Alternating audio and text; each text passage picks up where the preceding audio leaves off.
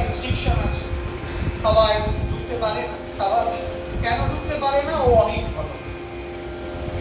যখন তিনি বেরিয়ে আসেন জগমোহন থেকে, তিনি জগদ্বাসুকে দর্শন লাভ করেন। যখন মন্দির থেকে শ্রীবিগ্রহ রথে সমাসীন হন, মন্দির থেকে বেরিয়ে আসেন, সেই সময় জগন্নাথের প্রেম পূরিত শ্যাম সুন্দর মদনমোহন রূপে পরিচয় লাভ হয়। মদনমোহন যে রূপ, প্রেমের যে রূপ, মাধুর্যের যে রূপ, সেই মাধুর্যের রূপটি শুরু হয় যখন জগমোহন থেকে জগন্নাথ বের হয়ে রথে উঠে পড়ে। আর এই যে রথে চলছেন, আমরা সবাই বলি যে মাসির বাড়িতে রথ যাবে, হ্যাঁ, বা গুন্ডিচা বাড়িতে যাবে, ইন্দ্রদ্যুম্নের স্ত্রীর নাম আমরা সবাই জানি। সেই বাড়িতে যখন রথ যায়, আমরা তাকে মাসির বাড়ি বলেছি। দেবী গুন্ডিচা তো জগন্নাথের নদীর থেকে সেইভাবে মাসি হতে পারে না, অনেকে হয়তো ব্যাখ্যা করে, কিন্তু সেটা ফেলে বুঝে পারে। এর একটা কারণ আছে, এই কারণটা জানবার জন্যই মহাপ্রভুকে আমাদের ধরতে হবে।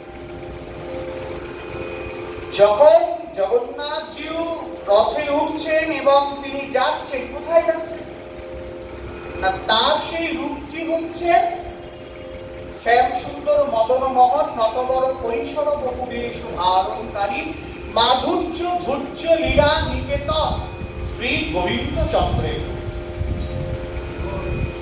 দেখবেন শ্রীমৎ মহাপ্রভু, তিনি, এটা ভাববার বিষয়, ঘন্টার পর ঘন্টা মন্দিরে জগন্নাথকে দর্শন করছেন, কিন্তু তখন তিনি সেইভাবে রাধাভাবে ভাবিত হয়ে লুটিয়ে লুটিয়ে করছেন না।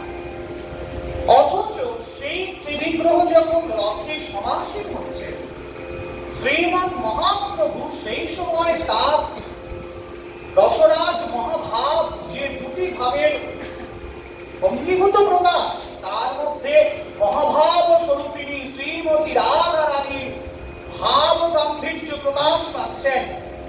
শ্রীমৎ মহাপ্রভু রাধা ভাবে ভাবিত হয়েছেন, জগন্নাথ জিউর মধ্যে সেই প্রেমপূরিত নয়ন বিগলিত শ্যাম সুন্দর মদন মোহনকে দর্শন করতে পারছেন। তার মনে পড়ে যায় শেষ দেখা সেই কুরুক্ষেত্রে, তাই তিনি আক্ষেপ করে বলছেন, সেই তুমি, সেই আমি, সেই দুইজনে রয়েছি, চলো হে ব্রজ জীবন, আমরা ব্রজে ফিরে যাই। সেইখানে ব্রজমাধুর্যকে শ্রীমৎ মহাপ্রভু রাধা ভাবে ভাবিত হয়ে এই জগন্নাথ জিউর মধ্যে আস্বাদ। এই অনুভব কিন্তু সবাই জানতে পারছেন, মাত্র দুইজন ব্যক্তি সেই অনুভব জানছেন, কে কে? রায় রামানন্দ আর স্বরূপ দামোদর। এই তো মহাপ্রভু সেইভাবে যাচ্ছেন। যখন এই শ্রীবিগ্রহ যাচ্ছেন এবং ভাবনাটা হচ্ছেন শ্যাম সুন্দর মদন মোহন, তো ওই গুন্ডিচা বাড়িতে যখন পৌঁছচ্ছেন, সেইটাকে আপনাকে বলতে হবে ওটি একটি কুঞ্জ।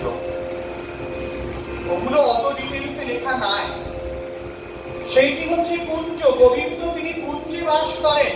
খুব অথেন্টিক বিষয় ভাবতেন। যখন মাধুর্যের জায়গায় আছেন, তখন তিনি কোনো রাজগৃহে বা রাজবাড়িতে থাকতেন। সেইটি যদি কুঞ্জ না হয়, তাহলে মাধুর্য নষ্ট হয়ে যায়, সেখানে মাধুর্যের প্রকাশ ঘটবে না। আপনি যতই তাকে সেবা দেন, যতই তাকে ভালোবাসেন, সেই ভাব নষ্ট হয়ে যায়। হ্যাঁ, তাই সেই মাধুর্য ধূর্য লীলানিকেতন যখন গুন্ডিচা মন্দিরে যাচ্ছেন, সেই মন্দিরটি তখন কুঞ্জের দিকে এগিয়ে গিয়েছে, কুঞ্জের ভাব সম্পন্ন হয়েছে। আর সুধা বৃন্দাবনে যত লীলা সংগঠিত হন, সমস্ত লীলাকে পরিচালনা কে করেন? পূর্ণমাসী যোগমায়া। তাই পূর্ণমাসী যোগমায়া ছাড়া যেমন গোবিন্দের লীলা পরিস্ফুট হয় না, এইখানে সেই মাধুর্যের স্ফুরণ ঘটবে। 7-8 দিন ভগবান থাকবেন এবং সেই যে কুঞ্জে রাধা রানীর আবির্ভাব ঘটবে, এই যে অনুভব, যার জন্যে সেই পূর্ণমাসী তিনি সেইখানে সেই কুঞ্জের ভাবটিকে বিস্তার করেন বলে প্রতিবারই আঘাত করা। এই অনুভব না থাকতে হবে না। দেখুন, ভজনে সবচাইতে বড় বিষয় হচ্ছে অনুভব। আপনার কত পাণ্ডিত্য আছে তার দ্বারা ঈশ্বর দর্শন হয়। আপনার ভজনের অনুভবটা দরকার। রাধারানীকে ব্রজবতী কাদম জিজ্ঞাসা করলেন, রাধারানী বলছেন, সখী কি পুছসি অনুভব, তোরা আমাকে অনুভবের কথা জিজ্ঞাসা করছিস? তাহলে তাকে দর্শন করে আমার যে অনুভব, সে অনুভব আমি কখনো শেষ করতে পারি না বলে। তাহলে এত তার প্রীতি, এত তার প্রেমের অনুভব। তাই শ্রীমৎ মহাপ্রভু তিনি যখন রথাগ্রে নৃত্য করছেন, অপূর্ব সুন্দর তো নৃত্য, কে নেই সেখানে? সবাই আছেন। বলছেন, তবে মহাপ্রভু সব লইয়া ভক্তগণ সহস্তে করাইল সবে মাল্য চন্দন, পরমানন্দ পুরিয়ার ভারতী ব্রহ্মানন্দ, শ্রীহস্তে চন্দন পাইয়া বাড়িল আনন্দ। আমাদের হাত, ভগবানের কোনো কিছুকে বর্ণনা করতে গেলে আমাদের শ্রী শব্দটা উচ্চারণ করা উচিত। আমারও ভুল হয়ে যায়। দেখো, এখানে হস্ত বলতে পারতেন, কিন্তু শ্রী হস্ত। আমাদেরটা হাত, ভগবানেরটা শ্রী হস্ত। ভগবান আর আমরা দুজনের মধ্যে যে পার্থক্য আছে, এইটি বোঝানোর জন্য এই শব্দগুলি প্রয়োগ করা। আমাদের গৌড়ীয় বৈষ্ণব সম্প্রদায় যে থিসিস, যে ইজম, যে দার্শনিক মতবাদ, তাকে অচিন্ত গৌড়ীয় ভেদাভেদ তত্ত্ব বলা। এখন তো এইসব উঠেই গেছে, এসব এখন আর আলোচনা হয় না। হ্যাঁ, তাই বলছে, স্বরূপ শ্রীবাস যাহা মুখ্য দুইজন, কীর্তনিয়া গণে দিল মাল্য চন্দন। রথযাত্রা হোক, যাই হোক, কীর্তনটি হচ্ছে প্রধান।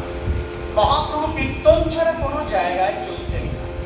আপনি হরিদাস ঠাকুরের নির্যান করবেন, সেই জায়গায় প্রভু নির্যান হওয়ার আগেই হরিনাম করছেন, তাই না? বক্রেশ্বর পণ্ডিত উত্তণ্ড বাহুকুলে নৃত্য করছেন। তো এখানেও তদ্রূপ। বলে এক দুইজন কীর্তন করছেন তা নয়, দুই দুই মাদন্দিক হইল অষ্টজন, তবে মহাপ্রভু মনে বিচার করণ। বলছে, নিত্যানন্দ অদ্বৈত হরিদাস বক্রেশ্বরে চারিজনে আজ্ঞা দিল নৃত্য করিবারে। চারজনকে আজ্ঞা দিলেন যে তোমরা নৃত্য করবে, নাচ করবে। রথাগ্রে নৃত্য করলে কি হয়? দ্বারকা মাহাত্ম্যে, পদ্মপুরাণে দ্বারকা মাহাত্ম্যে সেখানে বলছেন, যদি কোনো ভক্তগণ রথের সম্মুখে নৃত্য পরিবেশন করেন শ্রীবিগ্রহের সম্মুখে, বললে তার বহু বহু জীবনের পাপ নাশ হয়ে যায় এবং পরবর্তীকালে তার বৈকুণ্ঠ ধাম প্রাপ্তি হয়। তাই তাদেরকে নৃত্য করতে বললেন। আর প্রথম সম্প্রদায় কইল স্বরূপ প্রধান, আর পঞ্চজন দিল তারে পালি গান। প্রথম সম্প্রদায়ের স্বরূপ আছেন প্রধান, আর পেছন থেকে যে পাঁচজন তারা পালি গাইছেন, মানে দোয়ার কি লিখছেন, হ্যাঁ, বা দোহার ভাবে এবং কীর্তন করেন সেগুলো। দামোদর নারায়ণ দত্ত শ্রী গোবিন্দ, রাঘব পণ্ডিতার শ্রী গোবিন্দ নন্দ, প্রত্যেকে আছে। মহাপ্রভু ভাগ ভাগ করে দিয়েছেন, না হলে অশান্তি হবে। অমুকে বলবে ওই দলে চারটি গোল বাজছে, আমার দলে কেন দুটো গোল বাজছে, এই নিয়ে অশান্তি হতে পারে। মহাপ্রভু ওদের দলের ভক্তদেরকে বেশি ভালোবাসে, তাই ওদের দলে বেশি কীর্তনিয়াকে দিয়েছেন, আমার দলে কম কীর্তনিয়া, যার জন্য মহাপ্রভু নিজে ভাগ ভাগ করে দিলেন। দারুণ ভাবে কীর্তন হচ্ছে, 14 মাদল বাজছে। অচিন্ত শক্তি রাজা প্রতাপ পুত্র তিনি এসে দাঁড়ালেন। মহাপ্রভুর কাছে তো সহসা কেউ যেতে পারে না, ব্যারিকেড করা আছে অনেক, মাঝখানে মহাপ্রভু নৃত্য করছেন। রাজা প্রতাপরুদ্র ইচ্ছা করলেন যে এতগুলো কি দল আছে, এই যে 7টা দল আছে, মহাপ্রভু কোন দলে আছে দেখি তো। খুব মজার বিষয়, এখানে মহাপ্রভু ঐশ্বর্যে প্রকাশ ঘটিয়েছে। রাজা প্রতাপরুদ্র যে দলকে দেখছেন তার মাঝখানে শচীনন্দন গৌর হরি গোপীবাল, যেদিকে তাকাচ্ছেন, যে দলের দিকে তাকাচ্ছেন তার মাঝখানে হরিনাম। রাজা প্রতাপরুদ্র তিনি বিস্মিত হয়ে গেলেন। কাশ মিশ্রে কহে রাজা প্রভুর মহিমা, কাশে মিশ্রে কহে তোমা ভাগ্যের নাহি সীমা, সার্বভৌম সঙ্গে রাজা করে ঠাড়াঠাড়ি, আর কেহ নাহি জানে চৈতন্যের চুরি। সবাই অবাক। পূর্বে জয়ীছে রাসাদি লীলা কইল বৃন্দাবনে, অলৌকিক লীলা গৌর কইল ক্ষণে ক্ষণে, ভক্তগণ অনুভাবে নাহি জানে আর, শ্রীমদ ভাগবত শাস্ত্র তারি প্রমাণ।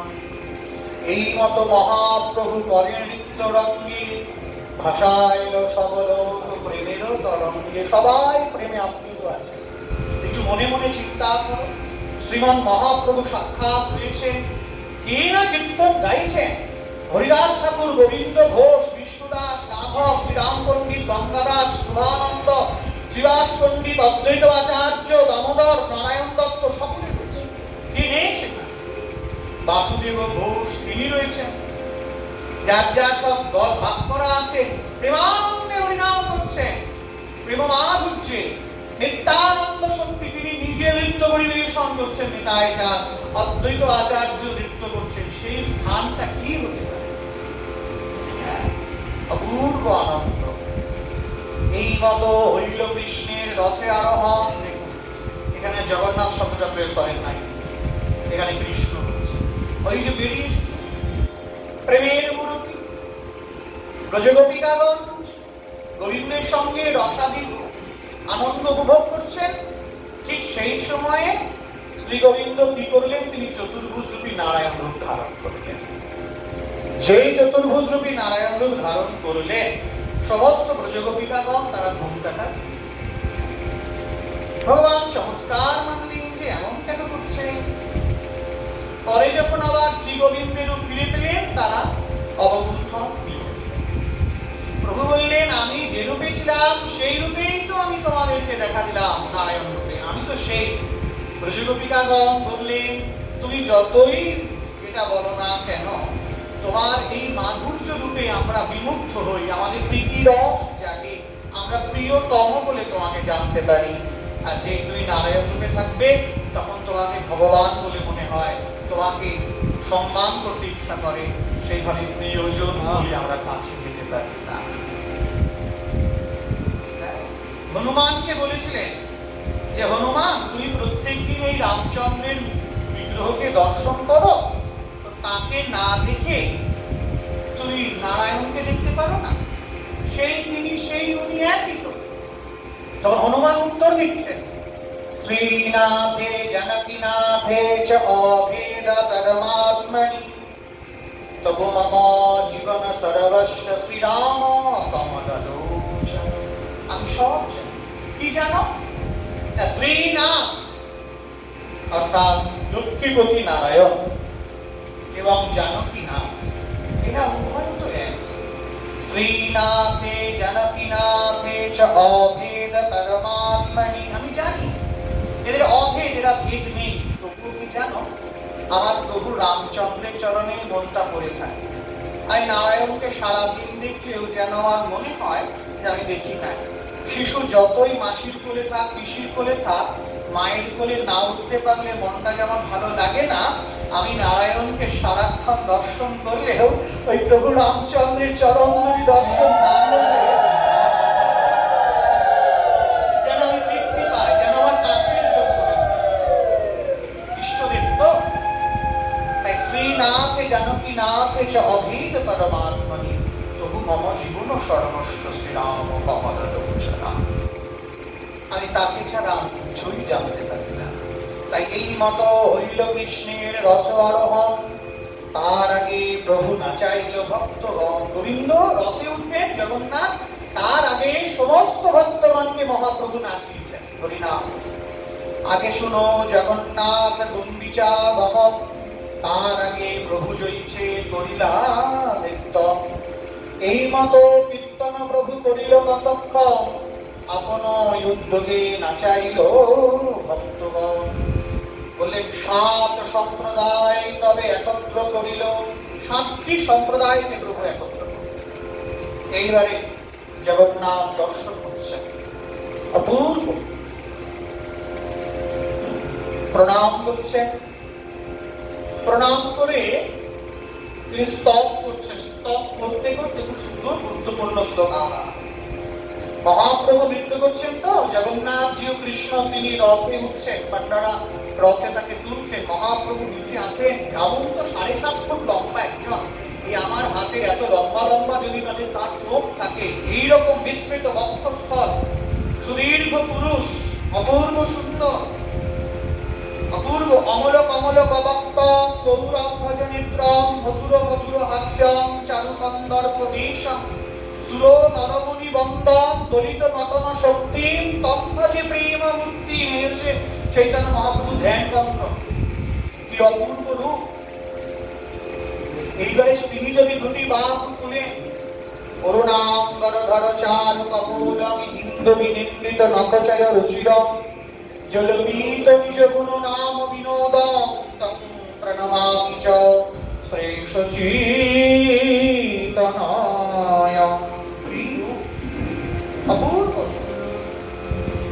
তিনি রয়েছেন দাঁড়িয়ে, তিনি আনন্দে নৃত্য করতে করতে একটা শ্লোক বলছেন। কি শ্লোক?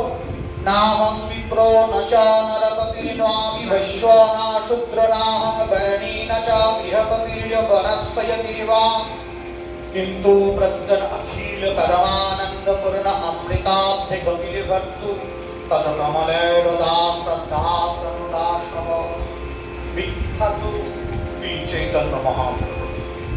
নাহং বিপ্র, মহাপ্রভু বলছেন এগুলো আমাদের শেখার আছে।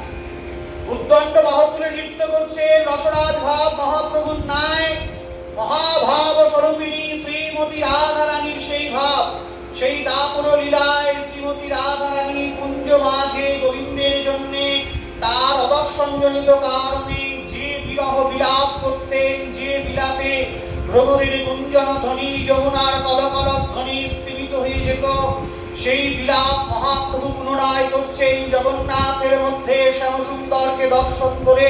সেই পূর্বের স্মৃতি কথা তার স্মৃতিপটে ভেসে আসছেন।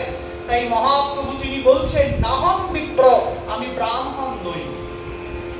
তুমি ব্রাহ্মণ নও, তুমি মিশ্র বংশের সন্তান, তুমি ব্রাহ্মণ নও। বললেন না, আমি ব্রাহ্মণ নই। তবে তুমি কি? বলেন নাহং বিপ্র নরপতির নাতি, আমি নরপতি নই, আমি ক্ষত্রিয় বংশের কেউ নই। তাহলে বলছেন বৈশ্য ন শূদ্র, আমি বৈশ্যও নই, আমি শূদ্র। তবে তুমি কে? বলে নাহং বর্ণী, আমি বর্ণাশ্রমের কেউ নই, আমি ব্রহ্মচারী নই। তবে বলে গৃহপতির ন, আমি গৃহস্থ নই। বানপ্রস্থি? বললেন না। সন্ন্যাসী? তুই সন্ন্যাসী শিরোমণি? বললেন যে না, আমি সন্ন্যাসী। আমি ব্রাহ্মণ নই, আমি ক্ষত্রিয় নই, আমি শূদ্র নই, বৈশ্য নই, ব্রহ্মচারী নই, গৃহস্থ নই, আমি বনচারীও নই, আমি জ্যোতিও নই, সন্ন্যাস। তবে তুমি কে? মহাপ্রভু এই যে দেহগত ভাবটা ফেলছে। আমি সন্ন্যাসী, একটা দেহগত ভাব থাকে, আমি ব্রাহ্মণ দেহগত ভাব থাকে, ক্ষত্রিয় বৈশ্য শূদ্র, আমি ব্রহ্মচারী দেহগত ভাব আছে। আমি তো তিনি সম তোমারই সাগরে মিশে যাই, তখনও মিশতে পারা যাচ্ছে না। মহাপ্রভু বলছেন আমি ব্রাহ্মণ ক্ষত্রিয় বৈশ্য শূদ্র ব্রহ্মচারী গৃহস্থ বানপ্রস্থি সন্ন্যাস কিচ্ছু নয়। তবে তুমি কে? তিনি বলছেন কিন্তু প্রত্যদ অখিল পরমানন্দ অমৃতব্ধে, আমি সেই অখিল পরমানন্দ পুরুষ যাকে তোমরা সবাই জানো, সেই গোপীর ভক্তু, সেই গোপিকা গণের প্রেমের যিনি রসরাজ মূর্তি, আমি তার চরণকে যারা সেবা করেন, তাদের চরণকে যারা সেবা করেন, তাদের চরণকে যারা সেবা করেন, 3 বার তার শব্দ লিখেছেন। গোবিন্দকে সেবা করছেন যে সাধু, তার সেই সাধু চরণকে সেবা করছেন যে ব্যক্তি, সেই ব্যক্তির চরণকে সেবা করছেন যে ব্যক্তি, আমি সেই ব্যক্তির চরণের দাস। আপনি কটা দাস লাগাতে পারেন? শ্লোকটা বলেছেন পদকমলয়র দাস দাসানুদাস। আমরা সবাই ভগবানের সেবা করতে চাই, সেবকের যিনি দাস তার দাসের দাস। এটা মহাপ্রভু বলে বলতে পেরেছে। যখন চৈতন্য চরিতামৃততে শিক্ষাষ্টক একটা শ্লোক উনি লিখছেন, সবগুলো মুকুটমণি কৃষ্ণদাস বিরাজ গোস্বামীপাদ, লেখার আগে তিনি শ্লোক লিখছেন, ঊর্ধ্ববাহু কলিকহি শুনো এক শ্লোক, নাম সূত্রে গাথিমালা পরই। যখন কোনো ঘটনাকে আমরা গুরুত্ব দিতে চাই, ধরুন অনেক লোকজন আছে, অনেক রকম বক্তব্য রাখছেন, বিশেষ একজন বক্তব্য রাখবেন, আমরা কি বলি, এই শোনো শোনো শোনো শোনো, দাঁড়াও দাঁড়াও, চুপ করো চুপ করো। তো তিনি গ্রন্থ লিখছেন, লিখতে লিখতে তিনি লিখছেন যে ঊর্ধ্ববাহু কলিকহি শুনো এক শ্লোক, নাম সূত্রে গাথিমালা পরই শ্লোক। কি শ্লোক? ত্রিনাদপি শুনিচেনা তরলীব সহিষ্ণুনা অমানীন মানদেনা কীর্তনীয় সদা। সর্বদাই কীর্তন করবে, তৃণাপেক্ষা তৃণ হবে। তো মহাপ্রভু সেই শ্লোক বলছেন, সেই শ্লোকেরই আভাস হচ্ছে এই পদকমলের দাস দাসন দাসন। এত করি পুনরপি করিল প্রণাম, জোর হাতে ভক্তগণ বন্দে ভগবান। উদ্দণ্ড বৃত্তি প্রভু করিয়া হুঙ্কার, চক্র ভ্রমি ভ্রমে জয়ীছে অলাত আকার। মানে গোল করে তো নৃত্য করছে অলাত চক্রে। নৃত্যে প্রভুর যাহা যাহা পরে পদতল, সাগর শৈল মহিতল পরে তল মন। যেখানে যেখানে চরণ করছেন যেন স্থানটা কাঁপছে। স্তম্ভ শ্বেত পুলকাস্ত্র কঙ্ক বৈকর্ণ, নানাভাবে বিবশতা গর্বহর্ষ দৈন। কখনো স্তম্ভ হচ্ছে, কখনো ভাব ঝরছে, কখনো বিবশ হচ্ছে, কখনো পুলক দেখা যাচ্ছে, কখনো অশ্রু ঝরছে। অষ্টসাত্ত্বিক বিকার প্রভুর মধ্যে দেখা যাচ্ছে। সুবর্ণ পর্বত জয়ীছে ভূমিকে লুটায়, আছাড় খাইয়া প্রভু ঘুমে পড়ি যায়। সুবর্ণ সোনার জয়ী পর্বত মাটিতে মিশে যায়, মহাপ্রভু যখন শুয়ে পড়ছেন মাটিতে সেই রকম মনে হচ্ছে। পদকর্তা লিখছে, নিরুপম হেম যিনি উজ্জ্বল গোড়াতন অবনী ঘন করি যায়। নিরুপম উপমাহীন, হেম মানে সোনা, যে গলিত সোনাকে উপমা দেওয়া যায় না, সেই উপমা রহিত সেই সোনাকেও হার মানিয়ে দেয় শ্রীমৎ মহাপ্রভুর অঙ্গকার। কি অপূর্ব! কাশীশ্বর কুন্দবালী যত ভক্তগণ হাতাহাতি করি হইল দ্বিতীয় আমরণ। পরপর সব ব্যারিকেড করেছেন। প্রথমে 5-7 জন, তাদেরকে ব্যারিকেড করেছেন আরো 5 জন 10 জন। কেন? মহাপ্রভুর কাছে যাতে কেউ আসতে না পারে, তিনি আনন্দ সহকারে যেন নৃত্য করতে পারেন। কি সুন্দর একটা ঘটনা দেখো। বাহিরে প্রতাপ রুদ্র লইয়া পাত্রগণ, রাজা প্রভু বাইরে রয়েছেন, সামনে যেতে পারছেন না। মণ্ডলী হইয়া করে লোক নিবারণ, তিনিও ব্যারিকেড করছেন, এই সামনে কেউ যাবে না। করতে করতে কি হচ্ছে, হরিচন্দনের স্কন্ধে হস্ত আনন্দিয়া। হরিচন্দন হচ্ছে এই আমাদের রাজা প্রতাপরুদ্রের প্রধানমন্ত্রী। প্রধানমন্ত্রী তার সঙ্গে আছে, প্রধানমন্ত্রীর কাঁধে হাতটা দিয়ে রাজা প্রতাপরুদ্র দেখছেন মহাপ্রভু উদ্দণ্ড বাহু তুলে নৃত্য সকলে আছেন। তো এমন সময় হেনকালে শ্রীনিবাস প্রেমাবিষ্টবন, রাজার আগে রহি দেখে প্রভুর নর্তন। রাজার আগে থেকে তিনি শ্রীমৎ মহাপ্রভুর নৃত্যকে দর্শন করছেন। ঠিক সেই সময় রাজার আগে হরিচন্দন দেখি শ্রীনিবাস, হস্তে তারে স্পর্শে করে হও এক পাশ। প্রধানমন্ত্রী তাকে শ্রীনিবাসাচার্য বলছেন, একটু সরে দাঁড়াও তো, হাতটা সরাও তো, দেখতে পাচ্ছি বলে শ্রীনিবাস আচার্য রাজার যিনি প্রধানমন্ত্রী হরিচন্দনকে স্পর্শ করলেন। সরে দাঁড়াও তো বলতে গেলে তাকে স্পর্শ করতে হবে। যেই করেছেন, নৃত্যাবেশে শ্রীনিবাস কিছুই না জানে। শ্রীনিবাস আচার্য কিছু জানলেন না, কাকে সত্যি বললেন, কি বললেন? বারবার ঠেলে তো হে ক্রোধ হইল মনে, আরে সরো না, দেখতে পাচ্ছি না। নাচ করছে শ্রীনিবাস আচার্য। শ্রীনিবাসকে দেখতে মহাপ্রভুর মতো এইরকম রূপ, সাধারণ কেউ নয়, অপূর্ব ভগবান শ্রীনিবাস আচার্য। যেই তিনি বলছেন সরছে না, আবার বলছেন সরছে না, বারবার বলছেন, রেগে গেছেন হরিচন্দ্র। চাপড় মারিয়া তারে কইল নিবারণ, এই শোনো তো, জোরে করে মেরে দিয়েছে। চাপড় খাইয়া ক্রুদ্ধ হইলা হরিচন্দ্র, প্রধানমন্ত্রী আর আমাকে থাপ্পড় মানে পিছনে পিঠে সরতে বলে, কি আশ্চর্য, পাশে আমার রাজা দাঁড়িয়ে আছে। ক্রুদ্ধ হইয়া তারে বিহু চাহে বলিবার, হরিচন্দ্র রেগে গিয়ে শ্রীনিবাস আচার্যকে কিছু বলতে চাইছে। ঠিক যেই বলতে চাইছে, আপনি প্রতাপ রুদ্র নিবারিল তারে। এসব কিন্তু রথের সামনে হচ্ছে এসব ঘটনা। রাজা প্রতাপ রুদ্র তাকে নিষেধ করলেন যে দাঁড়াও। কি বলছেন দেখেন, ভাগ্যবান তুমি এই হস্ত স্পর্শ পাইলা। আরে তোমার শত জীবনের সৌভাগ্য, তুমি এইরকম সাধুর হস্তের স্পর্শ পেলে। মোর ভাগ্যে নাহি তুমি বিতার্থ হইলা। আমিও তো সামনে দাঁড়িয়ে আছি, ওই আমার পেলে স্পর্শ করবো না? আমি তো দাঁড়িয়ে আছি, আমাকে সবাই তো দেখা যায়। তাহলে এতজন দাঁড়িয়ে আছে, তাদেরকে স্পর্শ না করে হরিচন্দন এই সাধু তোমাকে স্পর্শ করলো, তুমি জানবে তোমার কোটি জীবনের পাপ উদ্ধার হয়ে যায়।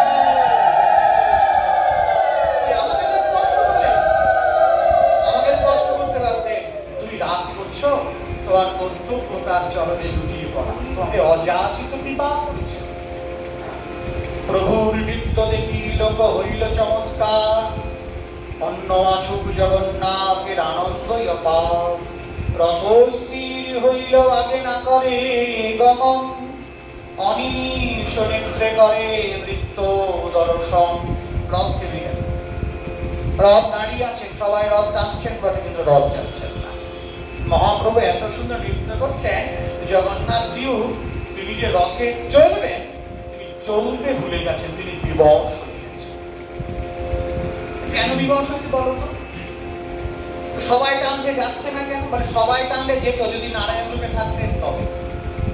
যখন মাধুর্য রূপে থাকে তখন কাদের টানে যায় যেন? চড়ি কবির মনোরথে মনমথের মনমথে নাম ধরে মদন, তখন ব্রজগোপিকাগণের হৃদয় রূপ রথে চড়ে শ্যাম সুন্দর মদন মোহন যান। সেখানে তো মহাপ্রভুই তো রাধা ভাবে ভাবিতা, তার উপরে তো আর সখী নাই, তার অনুভবে ভাবিত হয়ে গেছে। এখন মহাপ্রভু নিজেই তো এক জায়গায় দাঁড়িয়ে নৃত্য করছেন, জগন্নাথ কি করে যাবে? আর যদিও বা যাচ্ছে নৃত্য করতে করতে, মহাপ্রভু যদি রথের পেছনে করে যান, যতক্ষণ মহাপ্রভু রথের সামনে না আসছেন ততক্ষণ বিগ্রহ দাঁড়িয়ে আছে, কারোর ক্ষমতা হচ্ছে না রথকে টেনে নিয়ে যাওয়া। এগুলো কিন্তু কেউ জানছে। এই যে এত ঘটনা ঘটছে, কে জানছে? রায় রামানন্দ সর্বদামোদর। আর বাদ বাকি কেউ বুঝছে না, সবাই এটার মতো আনন্দ করছে। রথ এমনি থেমে গেছে, টান টান জোরে টানলে টানছে, আসছে না। তাই আসে ওই টানে কি আর রথ যাবে? তার তো টান রয়েছে মহাপ্রভু দিল্লি, সেই তো মহাভাব স্বরূপ মাদনাত্ম ভাবের চরমতম প্রকাশ শ্রীমান মহাপ্রভু। তিনি যেই সামনে আসছেন, দুজনের দেখা হচ্ছে, এইবারে যাচ্ছে। ঝুলনের কথা মনে আছে? রাধারানী পাশে বসলেন, গোবিন্দ পাশে বসলেন। গোবিন্দ দেখছেন রাধারানীর চন্দ্রবদনকে দেখতে গেলে আমাকে ঘুরিয়ে দেখতে হবে, কারণ পাশে যদি কেউ বসে থাকে তাকে দেখতে গেলে আমাকে ঘুরে দেখতে হবে না, এভাবে, তাই না? সামনে বসলে দেখা যায়, গোবিন্দ বলেন এভাবে বসা যায় না, এভাবে বসতে বলতে যাবে। কিভাবে বলে? তুমি, আমি এদিকে ফিরে আছি, তুমি ওদিকে ফিরে থাকো। রাধারানী অত বুঝে পারে, আমি তো ভালোর জন্যই বলছি। রাধারানী কি করলেন? গোবিন্দ এইদিকে তাকিয়ে আছে, রাধারানী এইদিকে, কতক্ষণ অন্যদিকে তাকাবে, আর তো উপায় নাই, চোখাচোখি দুহু করে দুহু ধরে। এটাও তো যতক্ষণ মহাপ্রভু জগন্নাথ জীবন কাছে না আসছেন, দেখো কত মাধুর্যের লীলা এই রথের মধ্যে লুকিয়ে আছে। বৃন্দিরা যে কত আনন্দ, সেই প্রাণনাথ শ্রীমতী রাধারানীর কত ভাবাবেগ যে আজকে আমার প্রাণনাথ আসছেন আমার কুঞ্জের মাঝে, এবং এতদিন রয়েছেন, যার জন্য রথের পরে প্রত্যেকটা দিন অত্যন্ত গুরুত্বপূর্ণ ভক্তবৃন্দের কাছে প্রভুর অকুণ্ঠ কৃপা পাওয়া যায়। পূর্বে জয়ীছে কুরুক্ষেত্রে সব গোপীগণ, কৃষ্ণের দর্শন পাইয়া আনন্দিত মন।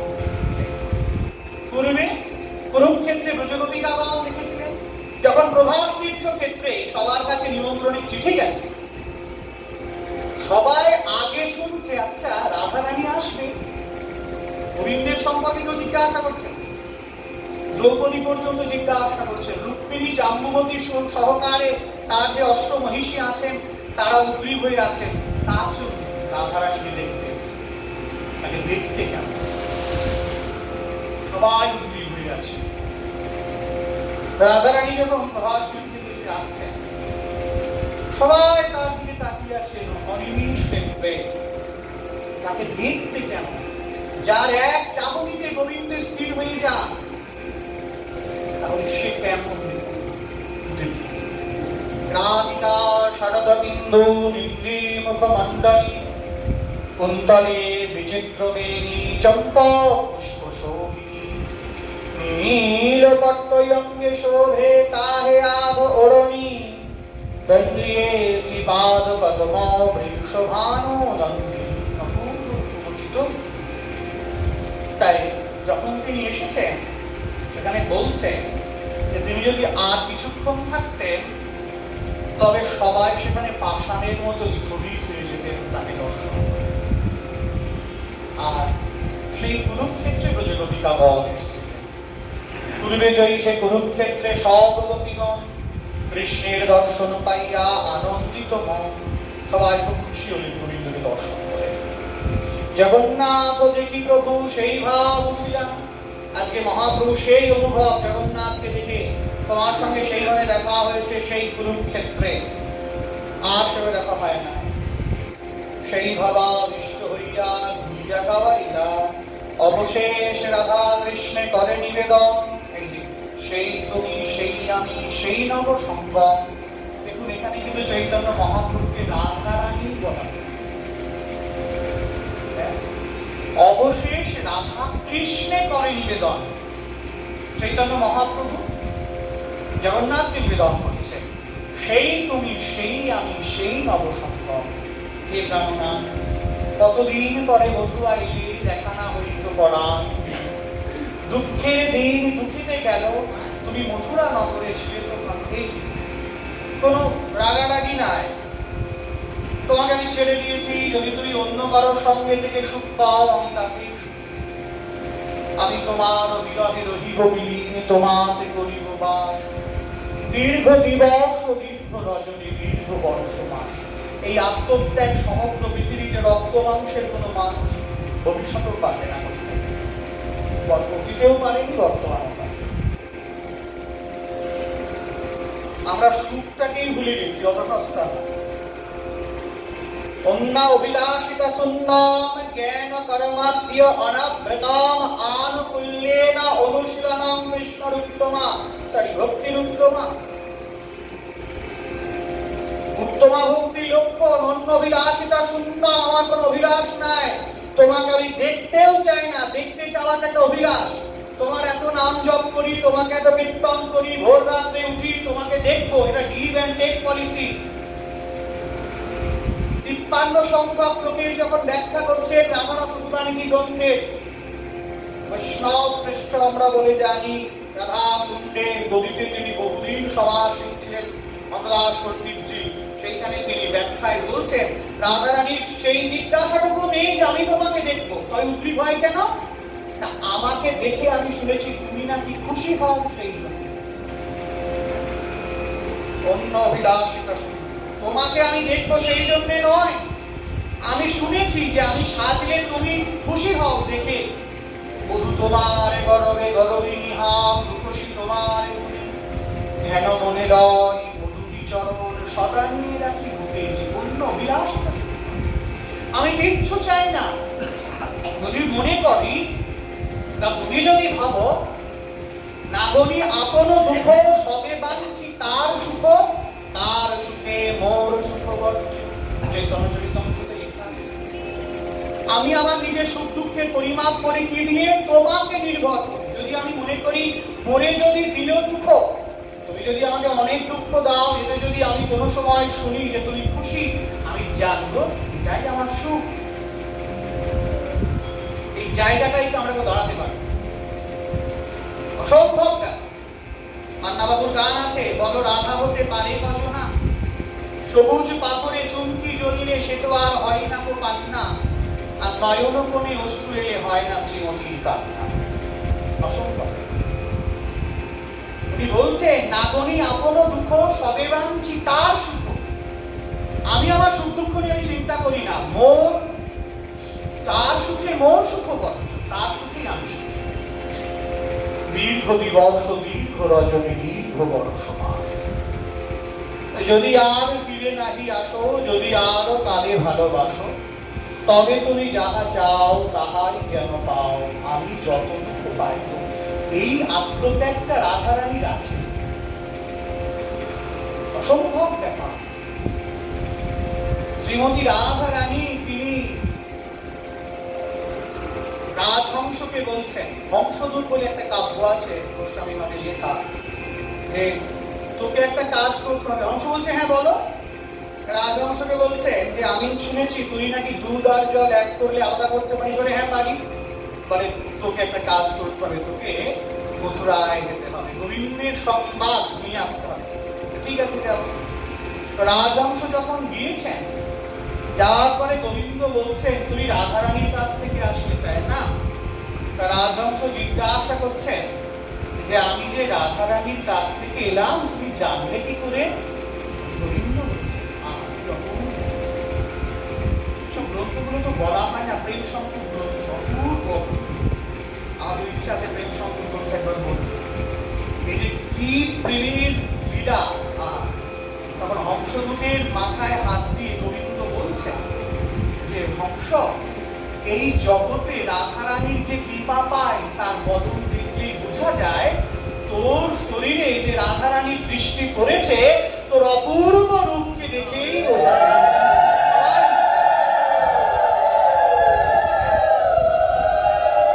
একদিন যমুনা পুলিনে সকালের সঙ্গে খেলতে খেলতে শ্যামসুন্দর মদনমোহন যমুনায় নেমেছেন। যমুনা গোবিন্দের স্পর্শ পেয়ে স্থির হয়ে গেছেন। শ্যামসুন্দর তিনি প্রাণ ভরে নিজের রূপকে দেখছেন যমুনার জলে। সুবলকে বলছেন, সুবল আমি আজ বুঝতে পারছি সবাই কেন আমাকে তো ভালোবাসে। কেন বাসে? না, আমাকে দেখতে খুব সুন্দর লাগছে, তাই না বল? আমি এত সুন্দর? সুবল বলছে, সত্যি করে বলবো? বলে হ্যাঁ। বলে তুই এত সুন্দর প্রথম দিন থেকে ছিলি না, ছোট বয়সে, একদম ছোট। বললাম কি করে? বলে যেই দিনে রাধারানীর দৃষ্টি তোর বদনে পড়ল, সেই দিন থেকে তুই জগৎকে মোহিত করবার।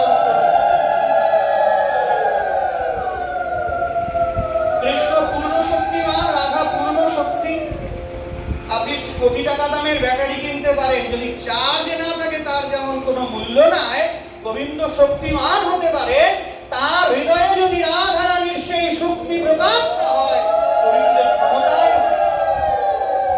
তাই হতো। চৈতন্য চরিতামৃতে লেখা আছে, বসন্তকালীন রাত উৎসবে শ্রীমতী রাধারানী গোবিন্দের সঙ্গে হাতে হাত ধরে নৃত্য করছেন। করতে করতে তাকিয়ে দেখছেন যত যত ব্রজগোপী আছে তার সঙ্গে কৃষ্ণ আছে।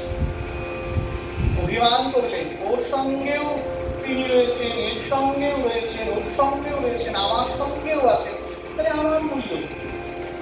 সত্যিই তো তাই। তাহলে আমার প্রায়োরিটিটা কোথায়? শ্রীমতী রাধারানী তো বামা নায়িকা, দক্ষিণী নায়িকা নন। তিনি জানেন গোবিন্দ শুধু আমার, আর অন্য কাউকে আমি এই ভাবটা দিতে চাই না। রাধারানী মনে মনে ভাবলেন সকলের সঙ্গে গোবিন্দ আছেন, নৃত্য করছেন, আমার সকল নৃত্য করছেন, তাহলে আমার আর কি দরকার?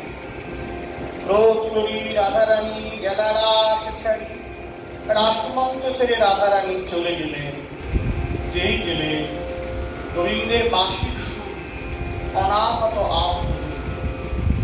ব্রজগোপিকারা নৃত্য করতে আর পারছেন না, সেই রসবোধটা নাই, সেই আনন্দটা নাই। গোবিন্দ অনেক চেষ্টা করছেন। এইখানে চৈতন্য চরিতামৃতকার কি লিখছেন যে রাধারানী হচ্ছেন সূত্রকার। এই যে মালাটা পড়ে আছে, এই মালাটা কে গেঁথেছে সবাই প্রশংসা করতে পারে, কুলকুলি তার বাড়ির প্রশংসা করতে পারে। সুতো যদি মনে মনে ভাবে যে বেটা আমি 2 টাকার 1 টাকার সুতো বলে আমার কোনো মূল্য নাই, বেটা আমি গলায় উঠে ছিঁড়ে যায়, তখন বুঝিস, তাই না? ধরো বর বিয়ে করতে যাচ্ছে, দারুণ মালা কিনছে ধানতলা থেকে, বিশাল ধরো প্রায় 500 ফুলের মালা, গোলাপ ফুলের। সবাই বলছে বাহ দারুণ ফুল, তো বাগিচায় তো দারুণ ফুল ফুটেছে। এখন সুতো মনে মনে ভাবছে আমার কোনো কদর নেই, আমি কর সুতো বলে তাই আগে পরের গলায় উঠে চট করে ছিঁড়ে যায়, তখন দেখো কেমন খেলা লাগে। যেই পরানো হলো দেখা গেল সুতো ছিঁড়ে গেল। ছিঁড়ে গেলে কি হবে? ওই ফুল যে কোনো ব্যক্তি পাড়ি নিয়ে চলে যাবে, তার যেমন কোনো মূল্য নাই। শ্যামসুন্দর যতই বাঁশি বাজান না কেন, শ্রীমতী রাধারানী সূত্রধর, ওই সুতো ছিঁড়ে গেলে যেমন ফুলগুলি দূরে সরে যায়, মালা আর থাকে না, রাধারানী সরে গেলে সেই প্রেম শক্তিটা, রাগিনী শক্তিটা নিয়ে চলে যায়, আর কিছু থাকে না। এখন সবাই পনির খায় না, রবারের মতো ক্রিম তোলা, ও পনিরে যেমন স্বাদ নেই, ক্রিমটা তুলে নেয়, তেমনি রাধারানী চলে গেলে গোবিন্দ শক্তিমান হতে পারেন, কিন্তু প্রেম ভাবটা নিয়ে চলে যায় স্যাকারিনের মতো।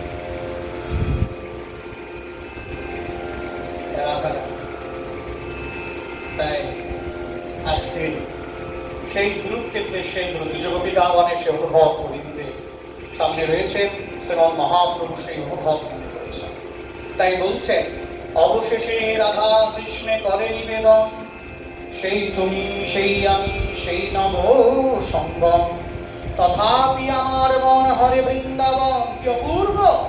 তবু আমার মন সে বৃন্দাবনেই করে আছে। এই যখন রথে যাচ্ছেন না, রথে রশি শুলে কি হয় বলছেন, রথে রশি শুলে তাকে আর এই জড়জগতে আসতে হয় না, পুনর্জন্ম ন বিদ্যতে, তার আর পুনর্জন্ম হয় না।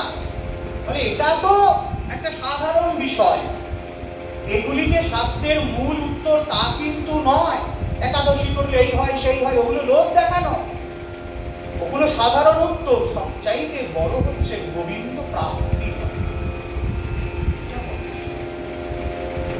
যখন রথের দড়িটা টানা হয় না, অধিক পাবন তো সেই অনুভব আসে।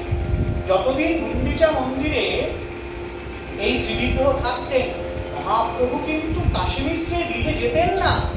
ওই গুন্ডিচা মন্দিরের পাশে টোটা বলে একটা জায়গা আছে, আইটোটা এখন আর পাওয়া যায় না জায়গাটা, উনি সেই কুঞ্জে শুয়ে থাকতেন। তিনি কারো বাড়িতেও থাকতেন।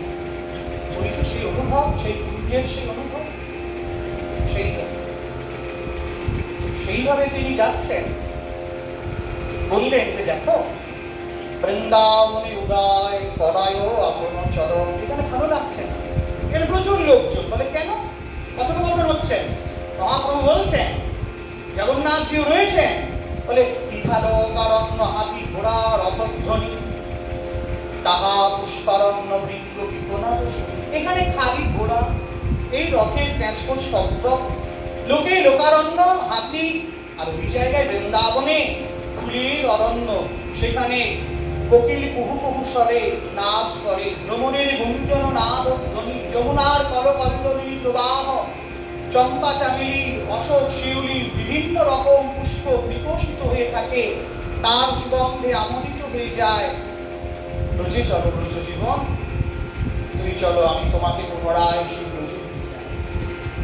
এই রাজবেশে সবে ক্ষত্রিয়গণ, এখানে সবাই রাজবেশে ক্ষত্রিয়গণ থাকে, তোমাকে কত কঠিন কঠিন জিনিসেরা পড়িয়ে দেয়। তুমি সেই কুঞ্জে চলো যেখানে আমরা অবলা সরলা অবলা ব্রজ গোপিকাগণ আমরা নিজের হাতে বনমালাটা পরিয়ে দিই। তুমি দিনের শেষে গা বিভৎসকে নিয়ে যখন ফেরো, তোমার চরণ প্রান্তে সেই বনমালাটা তোলে আমরা আনন্দ সহকারে তোমাকে প্রাণ পরিদর্শন করি। তোমার এই জিনিস আমার ভালো।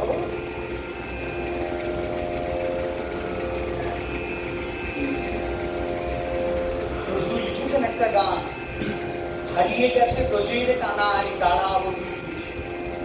রাধারানী সখীকে পাঠিয়েছেন, যা তো গিয়ে দেখো দ্বারকায় আমাদের প্রাণবধূ কেমন আছে। এসে যখন বলছে যে আমাদের বধূ আর আমাদের নাই, বলে কেন? বলছেন হারিয়ে গেছে ব্রজের টানায় দাঁড়াবতী। সেখানে নাই তো পাখা শিখি পাখা চাচুচি, সেখানে মধুবন নেই, সেখানে সে গরু চড়ায় না, সে যেন কেমন রাজা, তাকে দেখে হৃদয়টা কাঁদে না। আচ্ছা কোথায় থাকে? বলছেন সে বিরাট বড় রাজ সিংহাসনে থাকে। তো রাধারানী আক্ষেপ করে বলছেন তার কোমর অঙ্গে লাগত ব্যথা, রাখলে বুকের পরে কোন পাষাণী আজ বসিয়েছে রে তারে সিংহাসনে। এই হচ্ছে মানুষ। আর সবাই সিংহাসন করতে চায়, তাকে বসাতে চায়। রাধারানী আক্ষেপ করলেন যে তার অঙ্গে ব্যথা লাগবে বলে আমরা বুকের পরে তাই তাকে বসাতে চায় না। আর তারা কত পাষাণ, তারা সিংহাসনের উপরে বসিয়েছে। ওরে মোদের মদনমোহন ফিরে আর মানায় রাজার দেশে, হারিয়ে গেছে ব্রজের কানায় দাঁড়াও। তাই আজকে রথ যখন চলছে, শ্রীরাম মহাপ্রভু বলছেন এই রাজ বেশ সঙ্গে সবে ক্ষত্রিয়গণ, তাহার গোপদের সঙ্গে মুরলী বদন। তোমাকে ভালো লাগছে না, চলো সেখানে যাই। তুই কি সুন্দর বাঁশিটা বাজাও, দোলগুলি হাম্বা হাম্বা করে, মধুগুলি বেগম বিস্তার করে। তোমার মনে নেই সেই হরিণদের কথা? মনে নাই তারা এসে এসে তোমার চরণে লুটিয়ে পড়ে? চলো চলো চলো। ব্রজে তোমার সঙ্গে যেই সুখ আস্বাদন, সেই সুখ সমুদ্রের ইহা নাহি এক কম। ব্রজে তোমাকে পেয়ে আমাদের যে সুখ, এখানে আমাদের এক কণা পর্যন্ত সুখ নাই। আমার লইয়া পুনলীলা কর বৃন্দাবনে। কি বলছেন? আমাকে নিয়ে পুনরায় চলো আমরা বৃন্দাবনে ফিরে যাই। তবে আমার মনোবাঞ্ছা হয়তো পুরাণে ভাগবতে আছে জয়ীছে রাধিকা বচন, পূর্বে তাহা সূত্র মধ্যে করিয়াছি বর্ণন। অন্যের হৃদয় মন মোর মন বৃন্দাবন। এইবারে পুরো রাধাভাবে ভাবিত হয়ে গেছে মহাপ্রভু। দেখো শ্লোকগুলি দেখো। অন্যের হৃদয় মন মোর মন বৃন্দাবন, মনে মনে এক করে জানি, তাহা তোমার পদদয় করাহ যদি উদয়, তবে তোমার পূর্ণ কৃপা আমার। আমার মন বৃন্দাবনে পড়ে আছে, আমার হৃদয় রূপ যে রথ, সেই মনোরূপ রথে চড়িয়ে হে ব্রজ জীবন তোমাকে খান থেকে চলো বৃন্দাবন। চলো ব্রজ আমার সদন, তাহা তোমার সঙ্গম, না পাইলেন রহে কি জীবন। পূর্বে উদ্ভব দ্বারে এলে সাক্ষাৎ আমারে, যোগজ্ঞানের কহিলে উপায়। উদ্ধবজিও এসেছিলেন।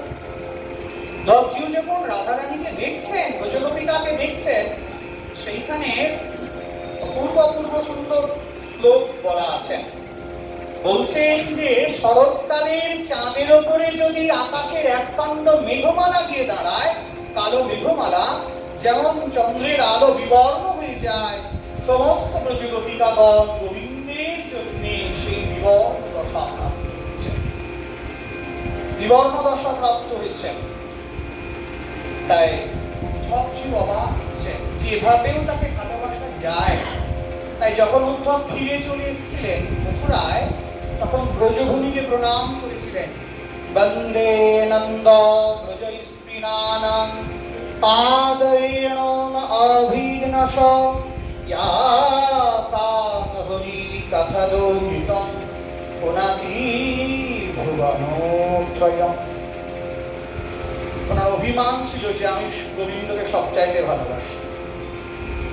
গচ্ছত ভব ব্রজম সৌম পিতৃণ প্রতিমাবহ। ভগবতের শ্লোক, যাও যাও ব্রজে যাও। গোবিন্দ যখন ব্রজে যেতে বলছেন, দূর থেকে বলেননি, কাছে বসিয়ে হাতের মধ্যে হাতটা টেনেছেন। এইটাই কারণ, তাকে বোঝালেন তুমি যেখানে যেতে চাইছো সেইটি আমার অত্যন্ত প্রিয় চাই, অত্যন্ত প্রিয় চাই। সেই জন্য আমি তোমাকে সেইখানে যেতে বলেছি। তাই তো আদর করে যেতে বলেছি। তুমি যাও।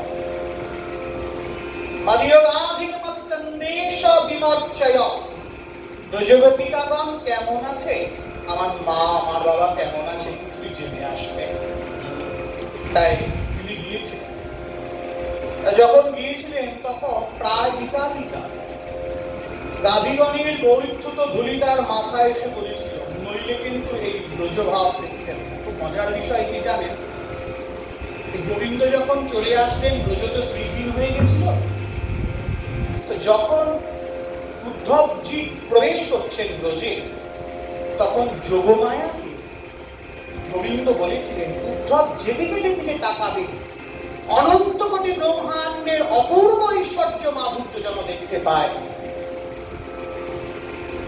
তাই বলছি তাই তিনি যখন গেলেন দেখলেন, তিনি কিন্তু সে হতশ্রী দশাগুলো দেখতে পারেন নাই অতটা। তিনি ভগবৎ কৃপা আছে। তাই চিত্তকারী তোমা হইতে বিষয়ে চাহি লাগাইতে যত্ন করি নারী কারি গানে, তারে ধ্যান শিক্ষা করো লোক হাসাইয়া মারো স্থানাস্থান না করো বিচার। এই জন্য ভজনের সঙ্গে ফিলিংস অনুভবটা দরকার। এই অনুভব থাকলে আমাদের মনটা ভগবৎ চরণে থাকে। অনুভবহীন ভজন থাকলে উশৃঙ্খল জীবন যাপন হয়ে যাবে, ভগবৎ ভজন হবে না। হ্যাঁ, মহাপ্রভু শিখিয়েছে যে একদিন তিনি রায় রামানন্দকে গৌতমকে বলছেন, যেখানে যে স্বপনে দেখিনু রাত্রি দিনে হেন কালে আইল দুই বৈরী আনন্দ আর মদন হরি নিল মরুমন। বলছেন আমি না সেদিকে স্বপ্ন দেখেছি। কি স্বপ্ন? বললেন যে যে কালে যে স্বপ্নে দেখিনু রাত্রি দিনে হঠাৎ করে একটা শত্রু এসে দাঁড়ালো, আমি দ্বিভুজ মুরলী একটা সুন্দর রূপ দেখছি, সামনে আমার দেখি দুটো বৈরী, দুজন শত্রু। তারা জিজ্ঞাসা করছে কি শত্রু আসলো?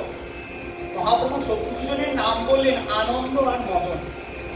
পৃথিবীতে আমরা কখনো শুনেছি যে আনন্দ কারো শত্রু হতে পারে? এগুলি হচ্ছে অনুভব। বলুন তো কেন করবো? এই আমরা একবার মেঘালয়ে গেছি আজ থেকে 7 বছর আগে। মেঘালয়ে তো ঘন্টায় ঘন্টায় বৃষ্টি হয়, আর বড় বড় পাহাড়গুলো সব মেঘে ঢাকা থাকে। হয়তো 2-4 মিনিটের জন্য মেঘ থেকে যখন সরে, সেই সৌন্দর্য যে দেখেছে সে জানে, না দেখলে বলা যাবে না। 2-4 মিনিটের জন্য সরেছে, হঠাৎ করে সরেছে প্রায় 30-40 মিনিট পরে, আর সবাই চেঁচাচ্ছে, আমরা সবাইকে ডাকছি আনন্দে। ওই এদিক ওদিক ডাকতে ডাকতেও আবার মেঘে নেই। আনন্দটা যদি কম হতো, আমরা তাকাতাম, আমরা দেখতে পারতাম, তাহলে আনন্দ এখানে শত্রু হয়ে দাঁড়ালো না। এটাও তত্ত্ব। বলে সেই যে অপূর্ব বংশী বদন, সেই রূপকে দর্শন করব, সেই রূপকে দর্শন করতে গিয়ে হৃদয়ে এত আনন্দ জাগলো, তাতে এত প্রেমাস্ত্র পুলকিত হলো, ওই আনন্দের আতিশয্যে আমি সেই রূপকেই ভালো করে দেখতে।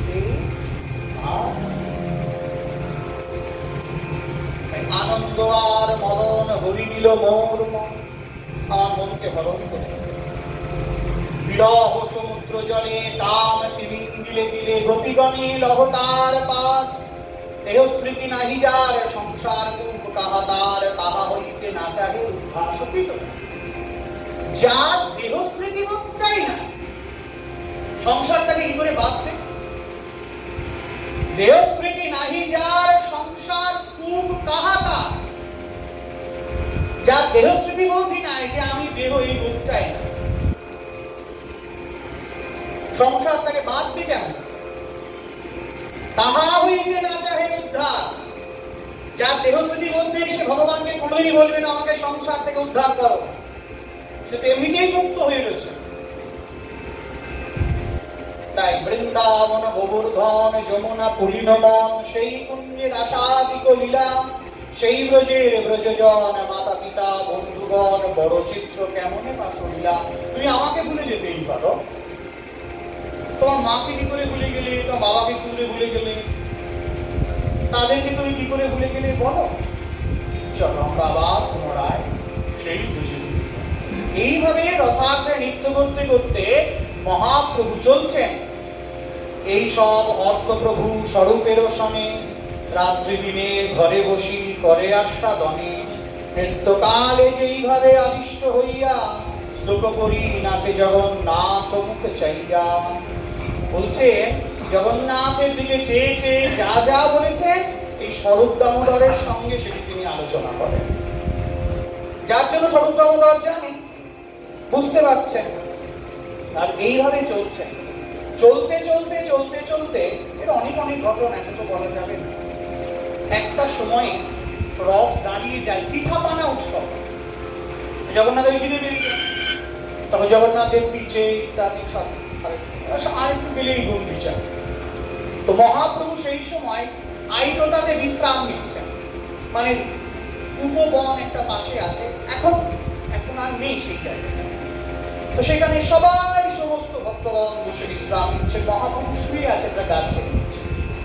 লম্বা করে শুয়ে আছে, এমনিতে অত লম্বা, তারপরে শুয়ে রয়েছেন মহাপ্রভু।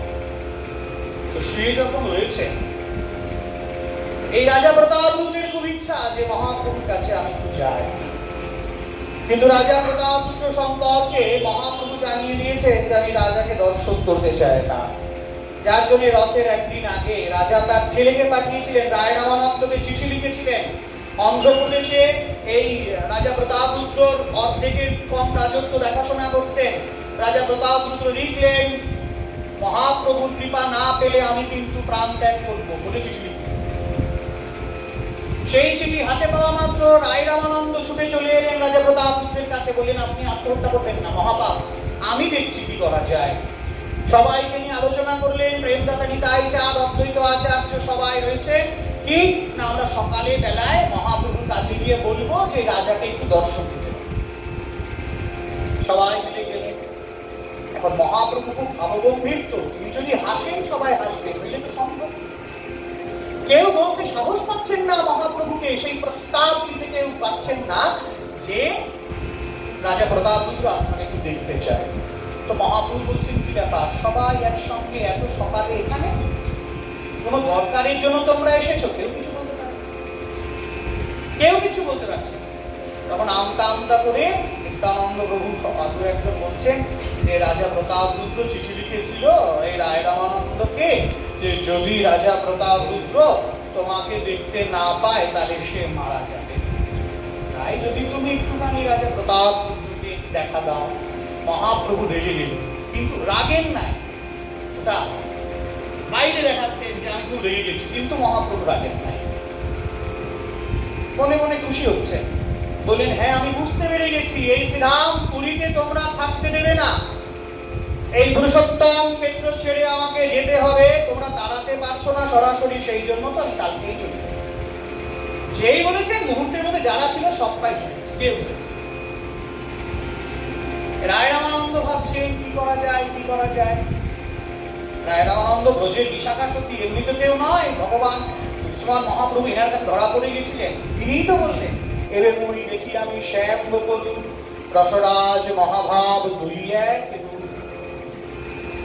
এই রায় রামানন্দ অনেক বড় ঘটনা, এরা আলবার সম্প্রদায়ে, এগুলো খুব তথ্যমূলক ঘটনা, যে এই রাধারানী সেবা এনারা জানতেন না। যদি না জানতেন তাহলে রায় রামানন্দ কি করে এই সাধ্য সাধন তত্ত্ব বলছেন।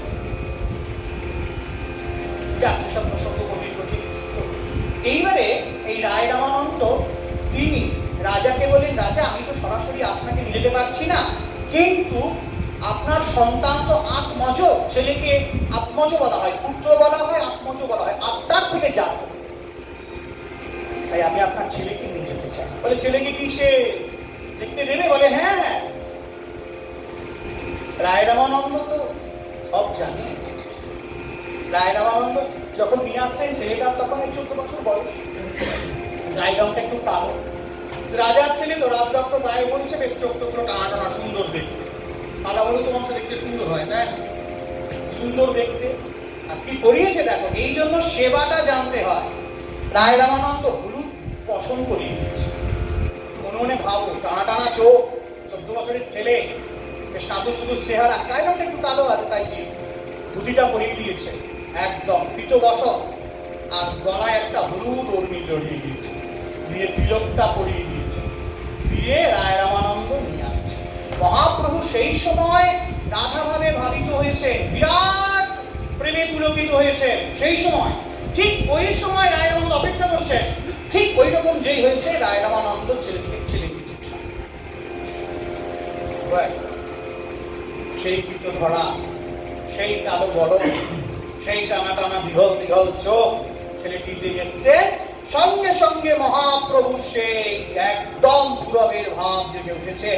তিনি মনে মনে ভাবছেন সেই বৃন্দাবন ধাম, সেই শ্যাম সুন্দর এই অনুরাগ যে এসেছে, মহাপ্রভু রাজার সন্তানকে আলিঙ্গন করলেন। সেই রাজার সন্তানকে আলিঙ্গন করলেন। রায় রামানন্দ ভাবলেন আমার কাজ হয়ে গেল। রায় রামানন্দ ইচ্ছা করে মহাপ্রভুর শরীরে গায়ের উষ্ণিসটা জড়িয়ে দিলেন ছেলেটার কাছ থেকে, পরে আবার খুলে নিলেন হাতে। তিনি আশীর্বাদ করলেন, কার ছেলে? হলো যে রাজা প্রতাপরুদ্র তার ছেলে, তুমি আজি হইতে আমার গণ হইলা, তুমি আজ থেকে আমার গণ হলে। রায় রামানন্দকে বললেন এই ছেলেকে মাঝে মাঝে নিয়ে এসো। এইবারে ওই ছেলেকে নিয়ে চলে গেলেন কোথায়? বললেন রাজা প্রতাপরুদ্রের কাছে। রাজা প্রতাপরুদ্র তাকে আলিঙ্গন যেই করলেন, রায় রামানন্দ তাকে জড়িয়ে দিলেন চাদরটা। রাজা প্রতাপরুদ্র তখন ভাবছেন যে আজকে আমার সন্তান, সে গৌর কৃপা পেল, যা আমি না পেলাম তাই বলছে সন্তান। এটা রথের এক দুদিন আগে, আর রথের দিনের ঘটনা। রথ দিয়ে থেমে গেলেন, পিঠে পানা হচ্ছেন, মহাপ্রভু শুয়ে আছেন। রাজা প্রতাপরুদ্র সাধারণ পোশাক পরে এসেছেন, রাজপোশাক পরেন নাই, তখন খুলে এসেছেন। সবাই বলছেন রাজা তুমি সামনে এগিয়ে যাও। রাজা ভয় পাচ্ছেন, মহাপ্রভু শুয়ে আছেন আর তার চরণের আঙুলগুলো এমন এমন করছে। রাজা মনে মনে ভাবছেন যেন আমাকে ডাকছে। এই রথের দিনে ঘটনা। রাজা ভয়ে হয়ে যাচ্ছেন, খুব যেই গিয়েছেন একজন ভক্ত ধাক্কা দিচ্ছেন, যাও। রাজা তো কাঁপছেন, আজ থেকে স্বরূপ দামোদর ইশারা করছে, খুশি করলেন। কি করবো? বলে যে চরণকে কোটি কোটি জীবন তপস্যা করে সবাই পায় না, তুমি বকা খাও, মার খাও, যা খাও খাও, একবার ওই দুটি চরণ তুমি বুকের মধ্যে জড়িয়ে দাও, একবার জড়িয়ে দাও। রাজা প্রতাপরুদ্র কি করলেন? দুটি হাত দিয়ে গৌর চরণকে কোলের মধ্যে জড়িয়ে ধরে চরণ সেবা করছেন, আর চোখের জলে বুক ভেসে যাচ্ছে। চরণ সেবা করতে করতে মনের অজান্তে রাজার মুখে গতিগীতের নবম সংখ্যা শ্লোক গীত হলেন। কি সেই শ্লোক?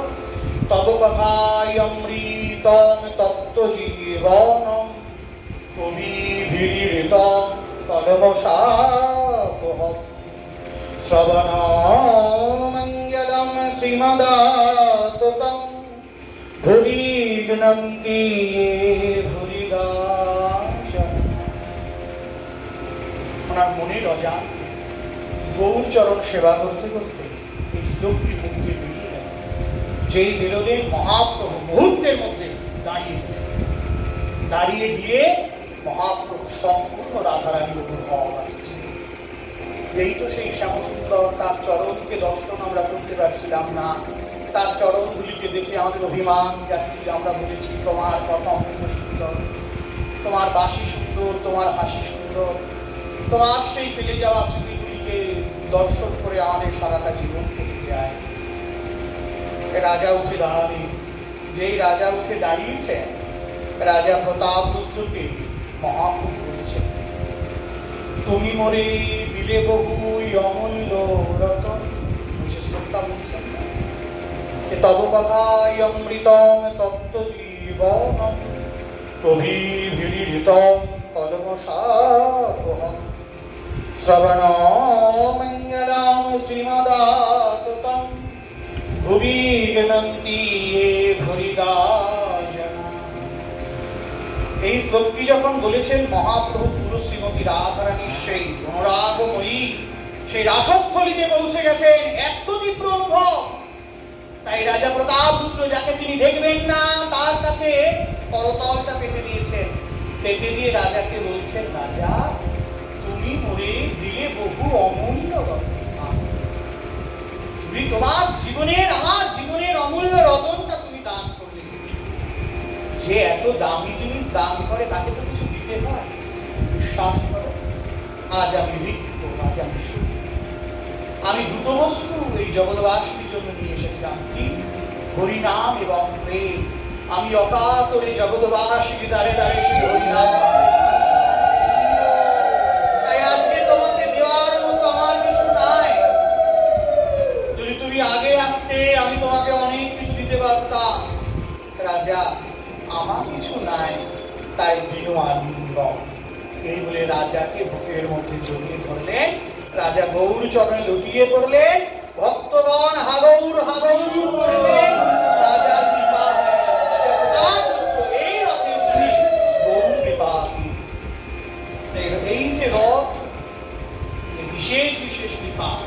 মহাপ্রভু তিনি রাধাভাবে ভাবিত হয়ে নৃত্য করতে করতে যান। এই যে পতিত পাবন বলা হয়, সাধারণত রথ যখন চলেন, জগন্নাথ যখন থাকেন, তখন সবাই দেখতে পায়।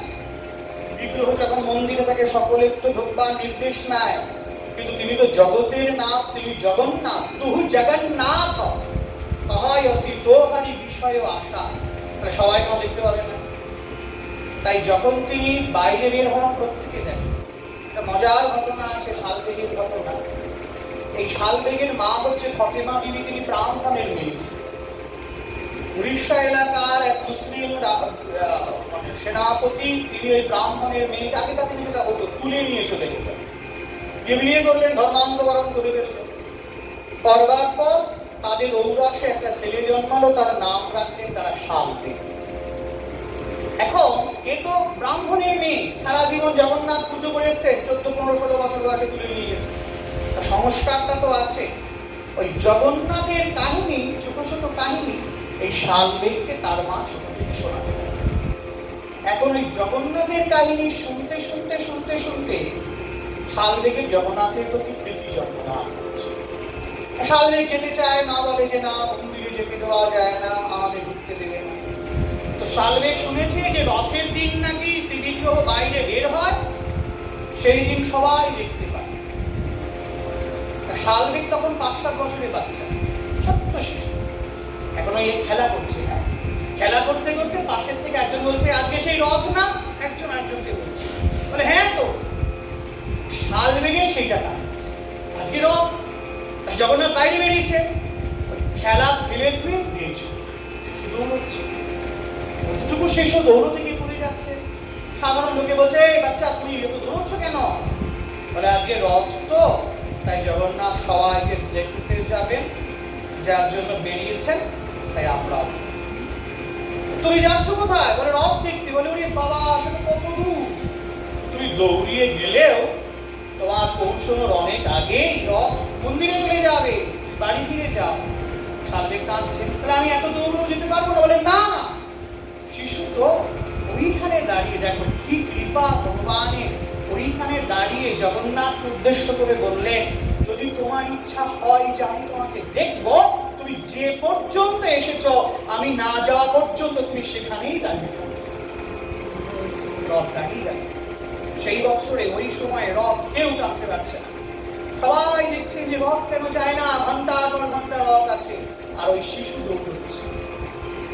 দৌড়তে দৌড়তে যখন সামনে গিয়েছে, লক্ষ লক্ষ লোকের সমাবেশ, ভয় পাচ্ছে আমার মা নেই, হারিয়ে যাও। যখন ভয় পাচ্ছে, তখন তার থেকে একটু বড় একটা আরেকজন ছেলে, সে এসে বলছে নহে এখানে কি করছো? বলে দেখো না, আমি জগন্নাথের সামনে যাবো, যেতে পারছি না, খুব ভিড়। বলে তাই? বলে তুমি? বলে আমিও তো এসছি রথ দেখতে। বলে যাবো কি করে? বলে আমার সঙ্গে চলো। বলে যদি তুমিও হারিয়ে যাও, আমিও যদি হারিয়ে যাই, তবে জগন্নাথ বলছেন আমার এই হাতটা যে ধরে সে জড় সংসারে কেউ কখনো হারায়, তুই আমার সঙ্গে চল। প্রভু জগন্নাথ হাতটা বাড়িয়ে দিলেন, শালবেগ যাচ্ছেন, যেতে যেতে যে রথের সামনে দাঁড় করালেন, দেখলেন তার সেই প্রিয় বন্ধুটি ধীরে ধীরে রথের মধ্যে উঠে জগন্নাথ হৃদয়ের মধ্যে মিলে শালবেগ তখন বুঝলেন যে তুমি এসেছিলে আমাকে হাত ধরতে। শালবেগ প্রণাম বললেন জগন্নাথ, আমার জন্য তুমি অনেকক্ষণ দাঁড়িয়ে আছো, তুমি আবার রথ চলতে শুরু করলেন। এই শালবেগ অনেক বড় ভক্ত হয়েছিলেন, আজও তার সমাধি আছে। এই রথ যাওয়ার সময় প্রতি বছর যতই আপনি চেষ্টা করেন, শালবেগের ওই সমাধির ওখান থেকে রথ থেকে যায়। জগন্নাথ আজও ইচ্ছা করেন তার সেই প্রিয় বন্ধুটাকে একবার দেখেন, আজও রথ থেকে যায়। এই হচ্ছে সেই রথ। জগন্নাথ স্বামী নয়ন পথগাম ভবতু। দেখবেন ভগবানের সমস্ত রূপে নয়ন আছে, তাই না? চোখের পলক আছে, জগন্নাথের আছে। জগন্নাথ চোখটা কেমন? বিস্ফোরিত। এর আমরা অনেক রকম ব্যাখ্যা করি। বলে বিস্ফোরিত নেত্র কেন? বলে জগন্নাথ তো পতিত পাবন, তার ভক্তদের যেন কোনো সময় কোনো অসুবিধা না হয়, তিনি প্রিয় দৃশ্য দেখা। বলি না রে বাবা, চোখ বড় বড় করে কি দেখছিস?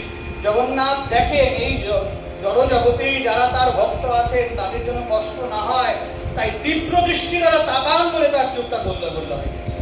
প্রাণ করে দেখেন যে আমার ভক্ত যেন আমার ভাবজগতের জ্ঞানী আরো আছে।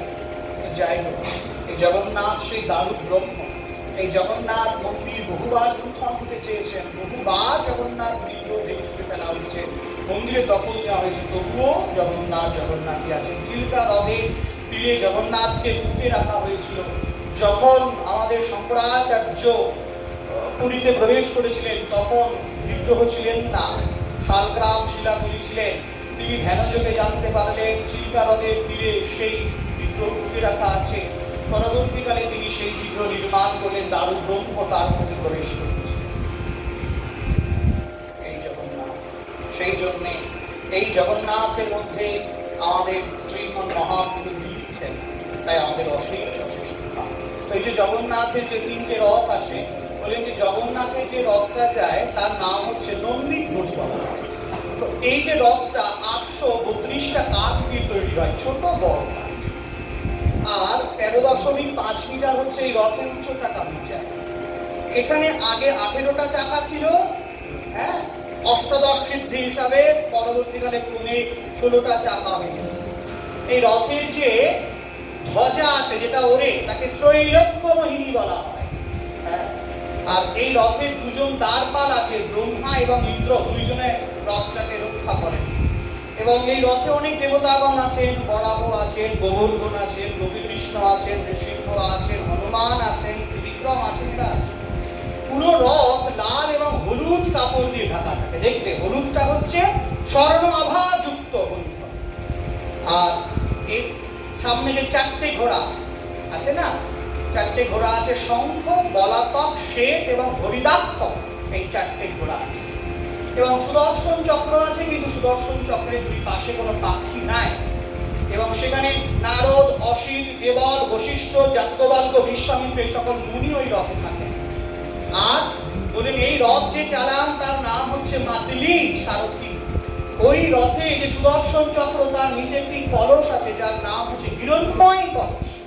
আর এই পুরো রথটাকে রক্ষা করেন গরু। এই রথে এনারা সবাই। এরপরে তালধ্বজ রথ, এটিতে বলভদ্রজিও থাকে। এই রথের উচ্চতা 13.2 মিটার। 763টা কাঠ দিয়ে এই রথ তৈরি। এই রথের রংটা লাল সবুজ চাঁদোয়া দিয়ে ঢাকা থাকে। এর যে ধ্বজাটা ওরে তার নাম হচ্ছে উদুমণি। জগন্নাথের যে ধ্বজাটা উঠতো তার নাম হচ্ছে ত্রৈলোক্য মোহিনী, নামটা হচ্ছে উন্মণি। এই যে রথচক্রের উপরে একদম যে ধ্বজাটা উঠছে তার পাশে, তার নিচে একটা চাপ চক্র আছে। সেই চক্রের দুপাশে দুটো পাখি আছে, একটি স্বধা আর একটা বিশ্বাস। এর পার্শ্ব দেশে কার্তিক আছে, হলায়ুধ আছে, মৃত্যুঞ্জয় আছে, এনারা সব থাকেন। এবং এর সারথি হচ্ছে দারুণ। এনারা 4টে ঘোড়া আছে রথে, তীব্র, ঘোর, সোম, দীর্ঘ, 4টে ঘোড়া। 16টা চাকা।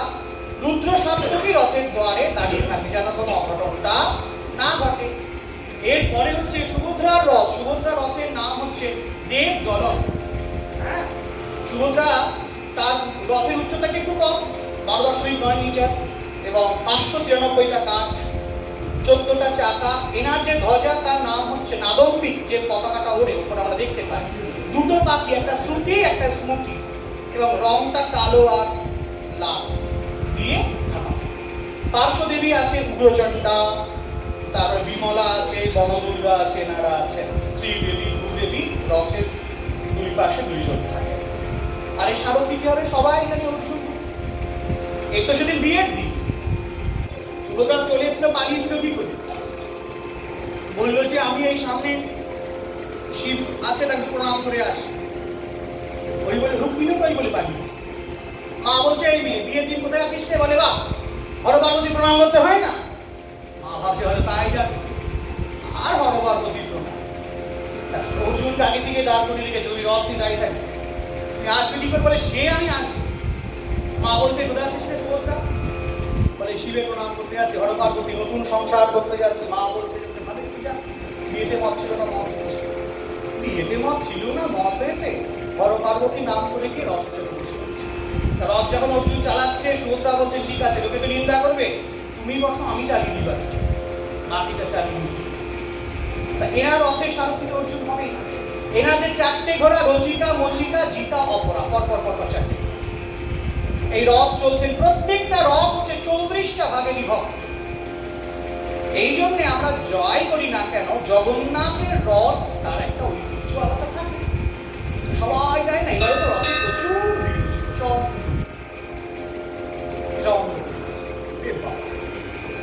জগন্নাথ সমুদ্র বলরাম দেবতারা পর্যন্ত রথ টানতে আসেন এই জগন্নাথ সমুদ্র বলরাম। তারা আমাদের শরীরে আসেন বলে আমরা তাদেরকে চিনতেই পারি না। হ্যাঁ, এবং এই তিনজনের রথের যে দড়ি সব সাপের নামে আছে। শাস্ত্র বলেছে রথের পেছনেও যদি কেউ যায়, অনেক বয়স্ক আছে সামনে টানতে পারে না, রথের পেছনে পেছনেও যদি কেউ যায় তবে সে নারায়ণের মতো চতুর্ভুজ মূর্তি লাভ করে ব্রহ্মা লোকে যায়। এবং যদি তারা হাঁটতে থাকে তাহলে তারা বৈকুণ্ঠ ধাম পৌঁছে। আর এই রথের যখন রশি ধরা হয়, ভাবনাটা এমন থাকে যে আমরা যেমন তোমাকে টেনে নিয়ে তোমার সেই কুঞ্জে নিয়ে যাচ্ছি তোমার প্রাণেশ্বরীর সঙ্গে দেখা করাতে, আমরাও প্রার্থনা করি তোমাকে যেমন নিয়ে যাচ্ছি তুমিও তেমনি শেষের দিনে এই ভবসিন্ধু থেকে উদ্ধার করে তোমার এই হচ্ছে সেই রথের প্রধান শ্রীমন মহাপ্রভু, যিনি এইভাবেই রথে আনন্দ করেন। আমরাও গৌরীর কাছে প্রার্থনা করবো আমরাও যেন এভাবে আনন্দ করতে পারি। সেই প্রার্থনা গৌর গোবিন্দের চরণে জানিয়ে উপস্থিত সকল ভক্তবৃন্দের চরণে বিনম্র প্রণাম নিবেদন করে আমাদের ভগবত